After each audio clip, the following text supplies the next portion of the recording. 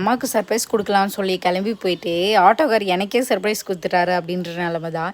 எப்பயுமே லேட்டு. இந்த வீடியோ எடுக்கிறதுக்கு ரொம்ப கஷ்டப்படுவேன். இந்த டோட்டலரை வச்சுட்டு கஷ்டப்படுறேன் அப்படி இப்படின்னு சொல்லி நிறைய பேர் சொல்லுவாங்க. ஆனால் நிஜமான கஷ்டம் இப்போ தான் எனக்கு புரியுது. ஏன்னா கை குழந்தைய கூட சமாளிச்சிடலாம் போல், இவனை வச்சுட்டுலாம் சமாளிக்கவே முடியல. வீடியோ எடுக்கிறது ஒரு கஷ்டம், அதுக்கப்புறம் அதை அப்லோட் பண்ணுறது கஷ்டம், அப்புறம் வாய்ஸ் அப்லோட் பண்ணுறது கஷ்டம். இவ்வளோ கஷ்டத்தை தாண்டி வீடியோ போடுறதா இருக்குது எப்பா அப்படின்ற மாதிரி இருக்கும். காலையிலே ஒரு ஆட்டோ புக் பண்ணியிருந்தேன். ரொம்ப எக்ஸ்ட்ரா காசு கேட்டாங்க, டபுள் த அமௌண்ட்டாக. நான் ஓகே எனக்கு தேவையில்லை அப்படின்னு சொல்லி நான் கேன்சல் பண்ணிட்டேன். நெக்ஸ்ட் ஒருத்தர் வந்தார், அமைதியாக தான் இருந்தார். இறங்குனதுக்கப்புறம் காசு கேட்டார் எக்ஸ்ட்ரா. நான் வந்து எனக்கு பில் அமௌண்ட்டே போதுமா அப்படின்ற மாதிரி தான் சொன்னார். சரி பரவாயில்லப்பா, ஏதோ நல்லவங்களாக இருக்காங்க அப்படின்னு நினச்சிட்டேன். நம்ம தப்பாக நினச்சிட்டோம் போல். அதை விட அவர் என்ன கேட்டாரோ அதே காசு தான் இவரும் கேட்டார்.